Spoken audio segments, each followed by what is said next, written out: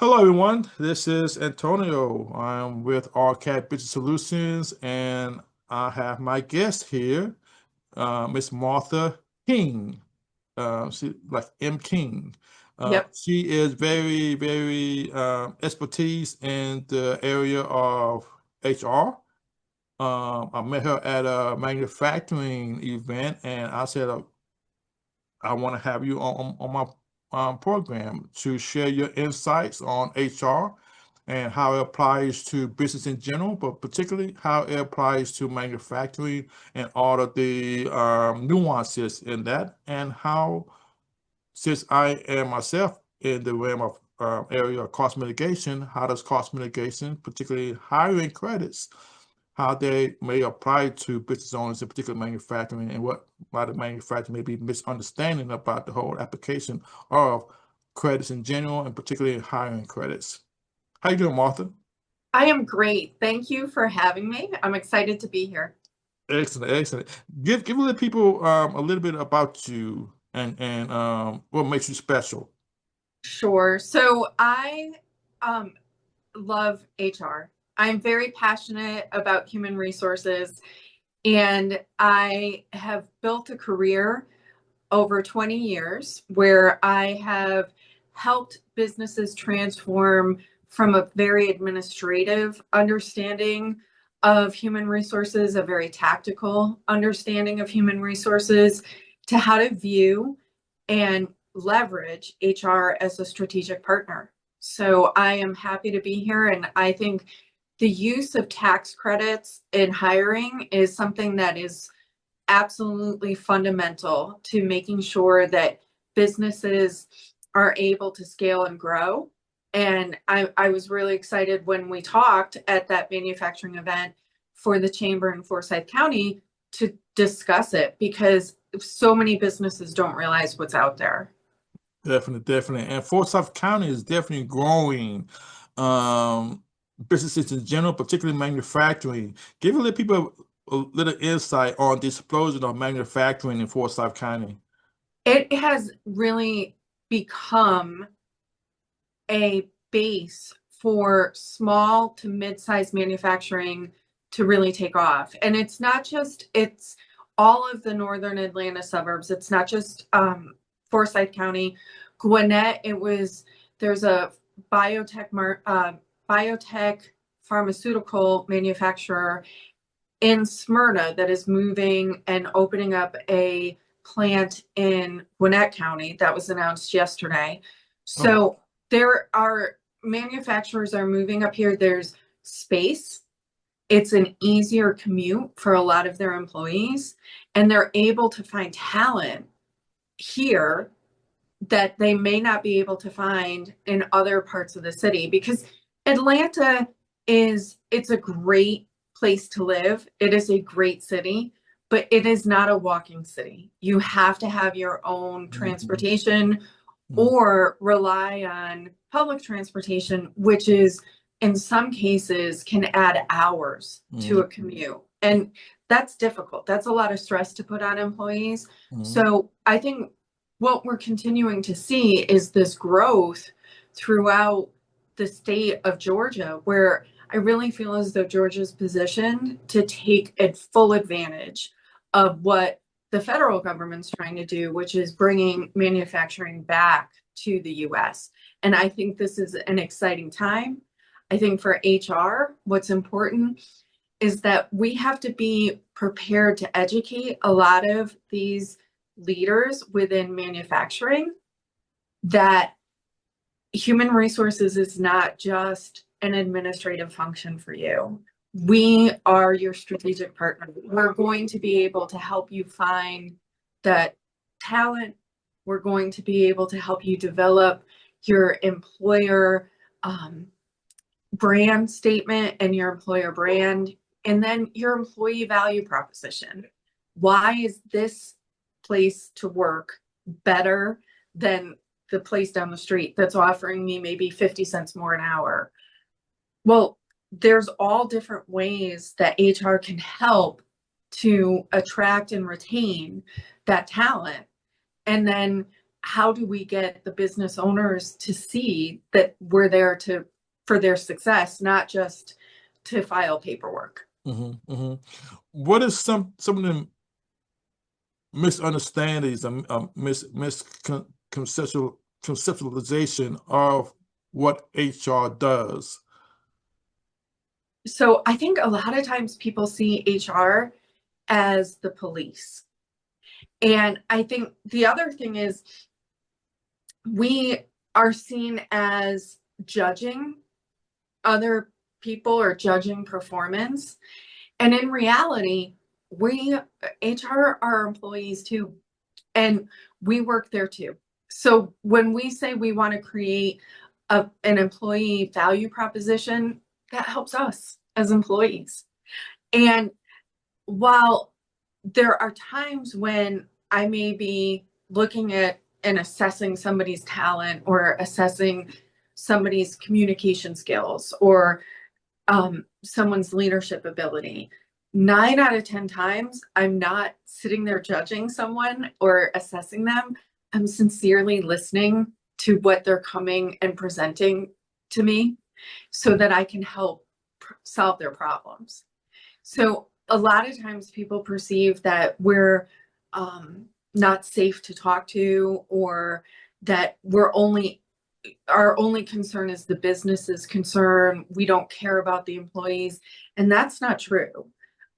There are a lot of my HR peers, colleagues, that take home the pain of their employees every day and have to really work through that. But what employees don't necessarily see is that we are presenting to the leadership what the larger picture of what they're bringing to us. And we're trying to influence the executive leadership or the managers to approach situations in a different way based on the experiences that the employees are sharing with us. But that's a process that takes time. That's not just I go in and talk to my manager and say, I didn't like the fact that, or I go into HR and I talk about my manager. I didn't like the fact that my manager told me that I didn't get my project done on time. And so we'll go and have a conversation and say, how are you presenting the feedback of people getting their assignments done on time to your employees? And that process of changing and reflecting on how they lead takes time.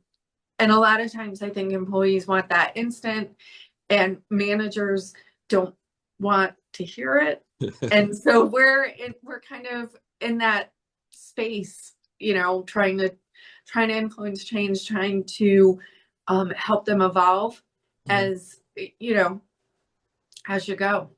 Definitely get that. Definitely get that. I know a lot of people, they hear job statistics a lot in the news. Good workforce, bad workforce, high hiring rates, low hiring rates.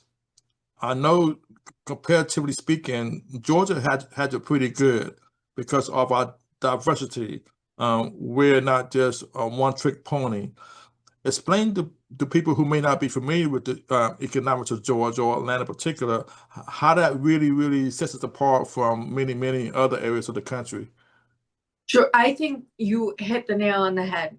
And I think one of the things that makes Georgia so special is that this truly is the American dream area. Because if you come to Georgia and you work really hard, you will reap rewards in Georgia. And in other states, that's not necessarily true. And there is a diverse workforce, but there's also success that is very diverse. Georgia is one of those states where you have in the greater Atlanta metro, millionaires of all different backgrounds. You have white, black, male, female, straight, gay, Asian, all different parts of the world that are absolute brilliant, successful, either entrepreneurs or working for other large companies. And that is our strength in Georgia. The other thing is we have a hungry workforce. We have a workforce that's relatively young compared to other parts of the country. And we have opportunities for people who maybe say, I don't want to go to college, but I really want to work. And I think a battery plant for electric vehicles is super cool. Or I want to work on jets down in Savannah, right? And I want to do different types of maybe nuclear medicine or pharmaceuticals. I want to learn technology. We have those opportunities here where other states are, because of their tax setup or because of a brain drain, it has people flowing away from them. Businesses are flowing to Georgia because of that. Yeah. Also, I think what's important to know about Georgia is our environment.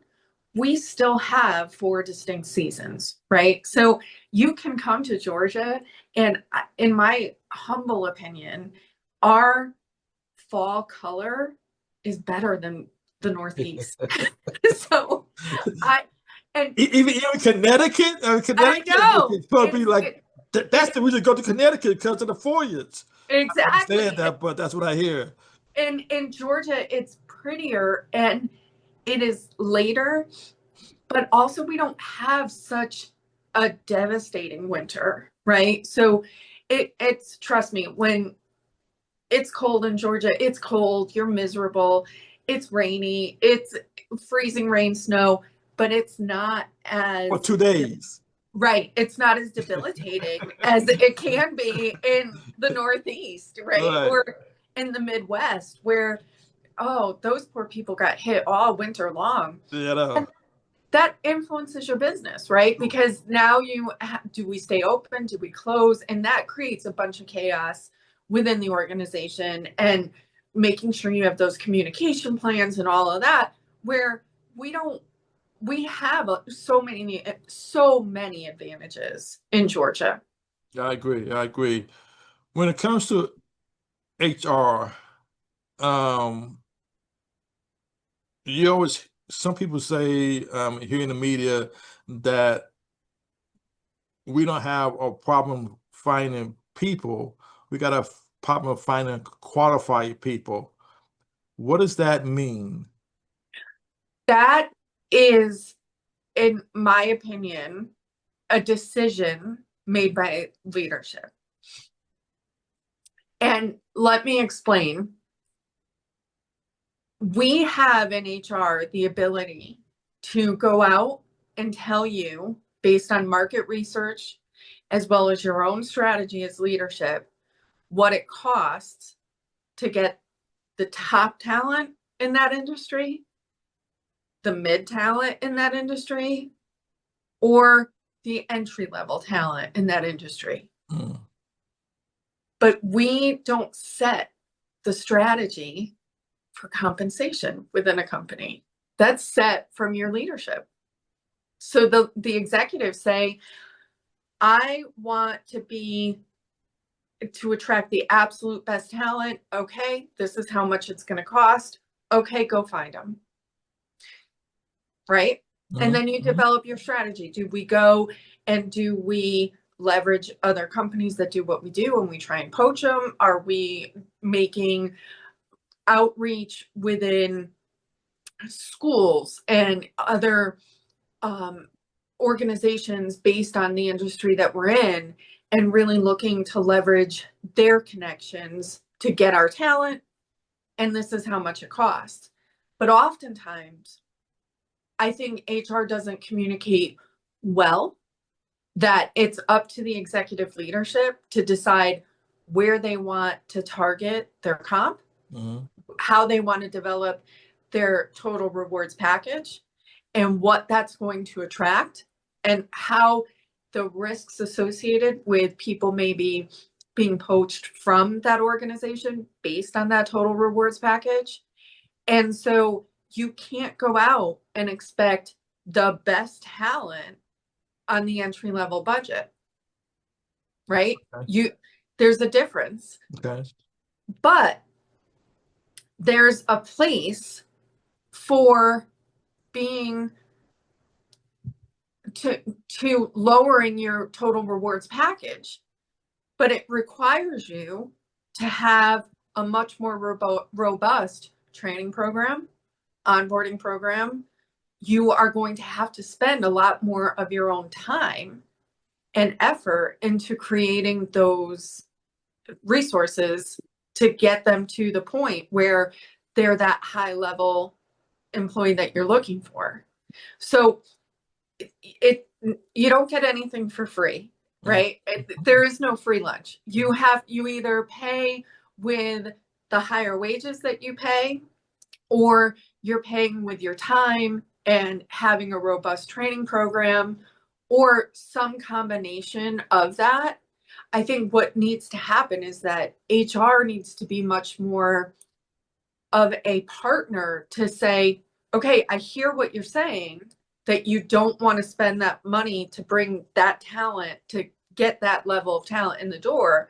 So then as a result of that, I'm going to need the resources to create the training program, to ensure that the managers understand what their expectations are going to be to bring in that level of talent. And I think that all of that is possible. All of that, when you frame it as a business decision and you take out the emotions to it, it makes total logical sense. But a lot of times I think HR is really being stretched into a million different directions. Okay. And we're handling so much that it's difficult for a lot of HR people to be able to articulate that in a meaningful way, when perhaps we just came out of a meeting with an employee relations issue, or we had a benefits issue where somebody's child was sick and their birth date was entered wrong and they didn't get their benefits, and we're dealing with all of those things, and then we go in and hear, I can't attract the right talent. And it's to be able to articulate what it is, because that talent is out there, and that talent does exist. We just have to figure out what our strategy is going to be, who we want, and then make our strategy to go and attract and retain them. Well, I guess when I'm out in the field and I hear basically that you got a different generation than we had in my parents' time or even our time. The expectations are different from the new crop of employees coming in, talent coming in. They just graduated college and they want to get paid six figures at the door. They go through the processing of getting hired and then they don't show up. Those especially after COVID, that was just the bane of existence for a lot of business owners. How have you experienced that, or how do you see? So that's an issue that when businesses say that we don't have an issue finding bodies, that's qualified bodies, because people fall into that negative mindset and issues that come forth to be a cost issue with business owners, a cost issue for business owners going forward. Well, I think too, one of the bits of feedback that I get from a lot of managers is that they are not able to provide meaningful, constructive feedback because a lot of the employees have never received criticism. And so they don't know how to handle it. And Yes, I hear that. I have seen that. I've witnessed it. One of the things that I have done to kind of get ahead of that is I've created some trainings for how to accept coaching and provided that, because I think one of the things to remember is it's not, they said the same thing about my generation when I entered the workforce, that we were horrible and we were selfish and whatever. And we were immature, and we needed to grow up. And I think now I see that. And so I think business owners, business leaders, and human resources in particular need to not just wash their hands of it and say, there's nothing we can do about it, but we have to say, okay, we have to set those expectations through things like training and coaching managers to be able to say that, look, this is a maturity issue. And this is how you present that feedback to someone who has never received feedback before. I hear a lot of feedback from educators where things that are going on in their classrooms and they try to address them, and the parents are like losing their minds over it, and you're like, but it shouldn't happen. Like that shouldn't happen in a school environment, and children not having any boundaries. So of course, if they go through school and they don't have boundaries, and then they go to college or they enter the workforce and they've never had boundaries, the expectation that you get there at 8 o'clock in the morning and you're ready to work at 8 o'clock in the morning, that's a foreign concept to them. They don't understand it. They've never had anyone depend on them that much for their performance. And so it's really an opportunity for us to help mature this workforce and help them understand, like, nope, this is the way it is. This is what I need to do. And for every person that I've heard say, oh, this generation, I also see examples of people who are really dedicated to their work, feel very connected to that employer brand, and feel very connected to the employer mission. So when you sell this generation on, this is how our product gets used across the globe, this is how we're making people's lives better with our product, they buy it. But the other part about this generation that I think is a little bit different, they don't tolerate the hypocrisy. So if the leadership then does not follow through on that and isn't aligned to that, they'll leave. They're watching. Yeah, they are watching. They're watching. And they take it personally because they believed in you. And they'll take it personally if you let them down. That's so if you're truthful and you're honest, and a lot of times with global teams, this is something that you have to really work with, because not only are you working with a different generation, but you're working with a totally different culture in a totally different country. And you have to be really aware of the promises that you make and the stance that you take. And I think that's where it's very important that if we say, I've heard it, that the employees are watching to see what level of bad employee you are going to accept. Like a child. Exactly. So it's really important that the boundaries. We protect those boundaries. Yep. Got that. Yeah, that's I didn't really think about that. That you're right, right, and especially if they never had that experience at home, now they're looking at their employer, their boss, to see, do you really mean it? And are you really are you being truthful with me Hmm. that this is the standard that you want to live by? Hmm. And they take it personally when as if you're lying to them Hmm. when you don't. And Makes so sense. it's really important to do that. But I mean, I've also seen where, you know, there's a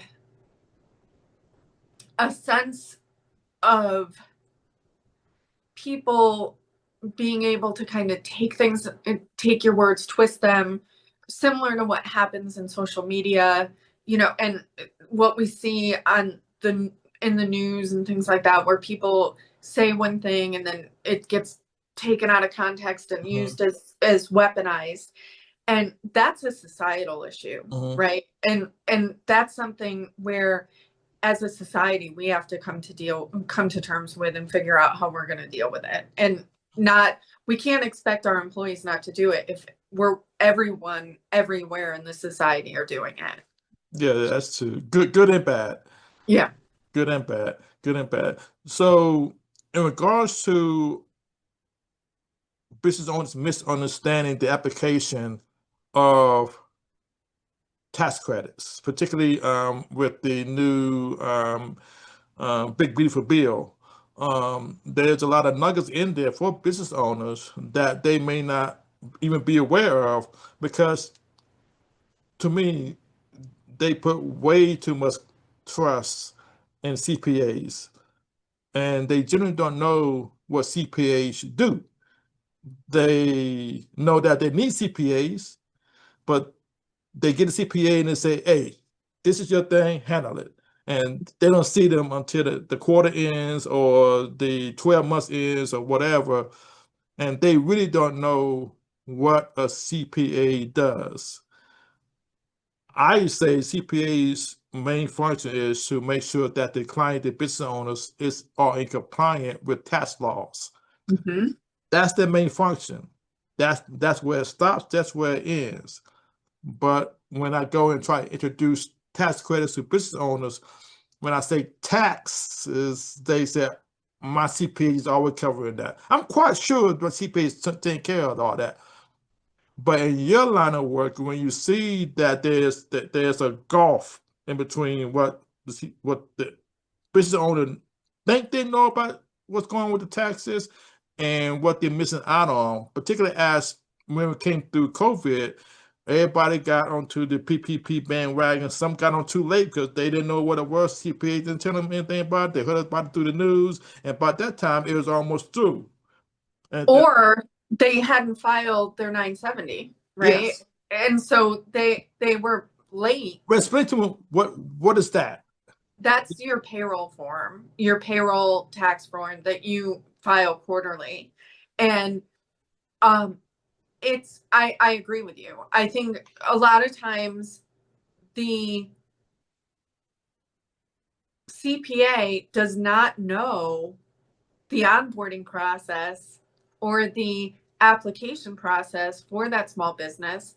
They don't need to know that in their scope as the tax accountant, Hmm. right? Hmm. So they don't know that maybe the business isn't asking these questions. They don't know that the business is eligible for these things if they are filling out the assessment at the time of application and then able to go and apply for those tax credits. I think that's where it's very important that if business owners don't, and this is again where that function of human resources gets blurred, because if all we are is just an administrative function, then we're put in the same box as their CPA is. Hmm. Hmm. Hmm. And so we're not able, when's the last time that you had an HR person have a conversation with the CPA?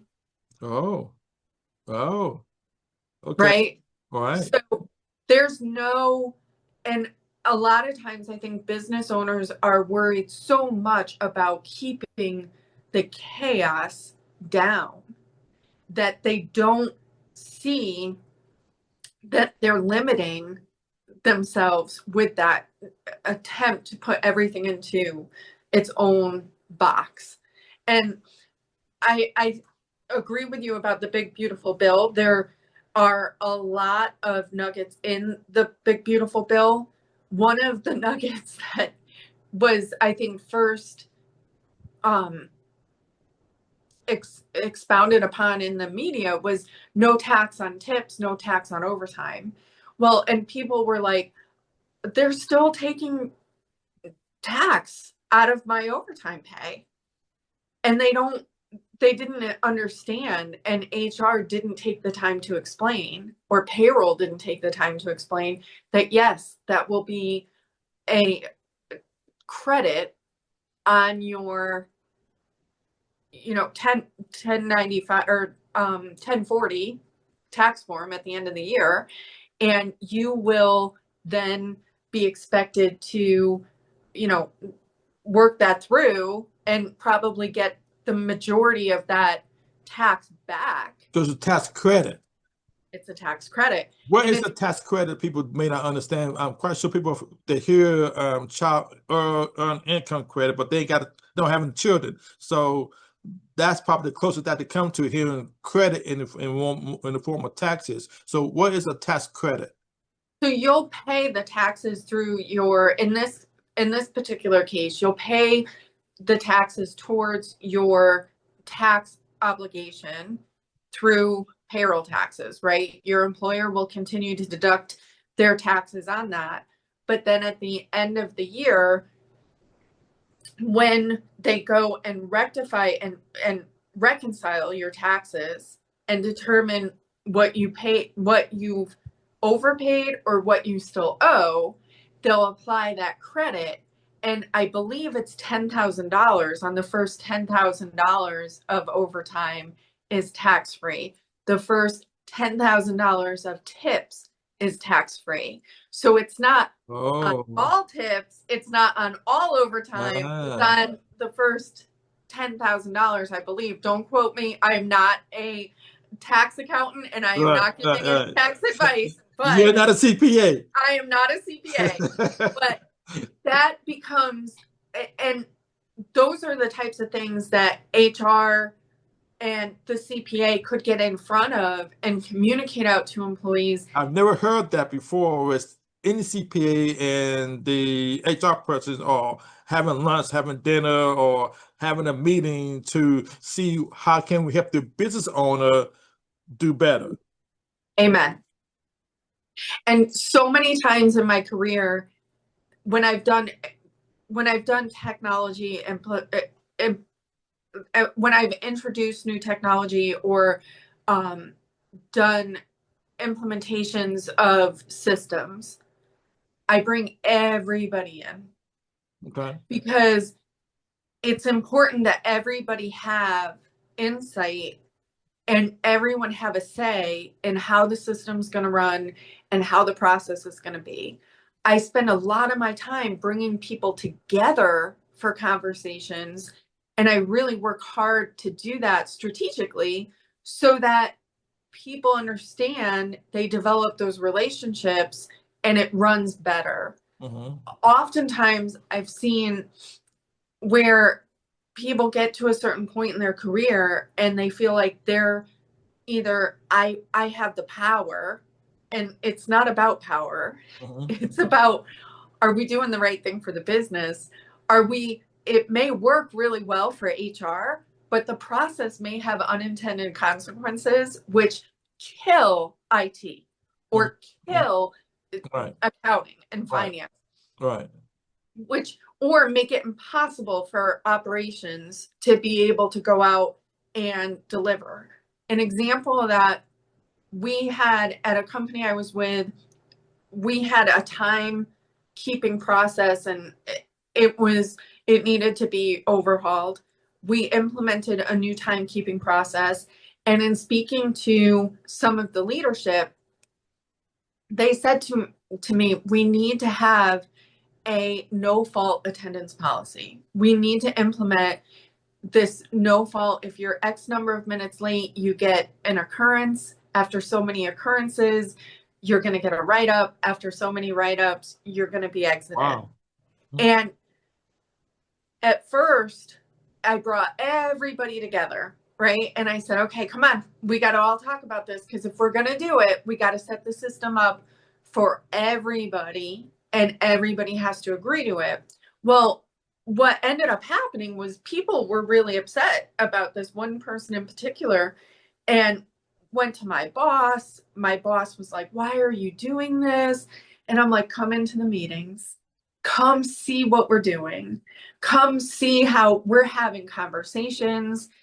Everyone has a say. We're talking through the process and really trying to stress test it to make sure that we understand, if we do this, what are the unintended consequences and how are we going to handle them? At the end of that process, it took longer, right? It took about 6 months to get this done, but the process was so much better and it was so consistent. And we were able, the leadership was so committed to it that when we rolled it out to employees, the employees did not freak out about it. The employees weren't upset about it. They understood it. And they were like, finally, they're actually doing something about the people who are habitually late or who are habitually leaving early. So it ties back to, again, that kind of leadership courage, and having that courage to say to the other teams, hey, I need your input. I know if I make this decision, it may impact your part of the company. Mm-hmm. Is that okay? Right. And I may have to change how I deliver based on that. But when you do it that way, it actually yields a much better result. Right, right. And definitely, I think the what you mentioned about CPAs or the tax team talking with the HR team, or maybe having the business owner included in that to know where the business owner, where I'm thinking about expanding, they talk to you, okay, and then they talk to the CPA, okay, and then they may have someone like me, or someone who's doing cost mitigation. So, well, do you know, by you expanding, that you get this tax benefit? If you buy the facility, there's several depreciation, there may be even some bonus depreciation. If you hire this even the people, there may be some R&D tax credits, which is huge, with the big beautiful bill, or there may be some other high-end credits, or there may be, if you're located in the particular area, there's on income tax, not on income tax. What is it? Empowerment zone. Yeah. All of these things may be totally unaware to the business owner, because they're not communicating with the HR person. They're not definitely communicating with the CPA, and then the CPA in their purview, that's outside their purview as far as putting money into the pockets of the business owner, and take advantage of these tax credits when it comes to payroll tax reduction strategies, so they can have a relationship with somebody like me who does this. So we have everybody in the room talking about the same goal, is to help the business owner reduce their costs and increase their profits. Absolutely. And also who we're hiring, right? Mm-hmm. Because if we can hire people who maybe are ex-felons, Mm-hmm. There's a tremendous amount of tax credit there. Are we targeting post-military hiring? There's tax credit. But can you target particular people in the community? Because my whole thing is that they don't really know who they're hiring, because they can't, not even ask that question, or can't ask that question. You really can't ask a person, have you been in jail? And No, and get the not proof jail. anyway. But you can target veteran hiring if it's part of your affirmative action plan, and if you are an OFCCP compliant organization. What is that? OFCCP is the Office of Federal Contracting. So if you are a federal contractor, you should be looking at your workforce to make sure that it matches the community that you're in. And there are requirements there that you should be looking to hire people with disabilities, looking to hire people, minorities, looking to hire people who are coming out of the military. And so that's why you'll see the OFCCP questionnaire and a lot of applications about, are you a veteran? Are you a disabled veteran? I'm not a veteran, right? Are you disabled? Do you have a disability? What is it? I am not disabled. That is not, we, as the hiring HR team, we never see that information, but that goes into our affirmative action reporting. And so it's not used to make a hiring decision, but it is used to go along with our affirmative action plan. Okay. So it's important. And I think I agree with you that you should not base your hiring decision on whether or not somebody was a felon or not. But if you are going to, if you have a background screening and you are not required to maybe limit your workforce, and you're able to then offer opportunities to people who are struggling finding work, and work that can actually pay their bills and give them a chance at a new life, I say go for it. I think that's something that's also the American dream, and it's important to go and do that. Yes, give us a person a second chances, someone who maybe, made a wrong turn in their life, or someone who is on some kind of government assistance, someone who hasn't worked, been in college since they graduated high school, and if that's $2,400 Right. per new hire for a person who's never worked before. And again, for a small business owner, if you hire 10 people through a year, that's $24,000 in credits that's sitting there that you could use to offset what you may owe. And again, if a business owner is totally oblivious to this strategy, they're coming out of pocket for no real reason. But again, it's one of those things, as you mentioned, if the HR and CPA is not having a conversation, for the benefit of the business owner is the one that suffers in the end. But also, I don't think that people really know where to define where, like, WOTC sits in an organization, because a lot of tax credit. Pardon? Work opportunity tax credit. Right, but where does that belong? Right. Does it belong to HR? Does it belong to payroll? Does it belong to finance? Who's responsible for it? And so what happens is we leave a lot of that money on the table because it's not a clear, it's not like clearly timekeeping is fundamental to payroll. They have to go together, right? Right. It's the tax credit, the name, you think, okay, it sits with finance, but finance isn't doing the pre-hiring. So they don't have access to really influence whether or not the forms are filled out on time. Gotcha. Right. So it's that kind of, so I think a lot of times, if you as an HR person don't know that these things exist because you don't have the education that says these tax credits are out there and this is how you have to apply for them, and there's a time limit, and you have to have everyone fill out the pre-hire information at the time of application.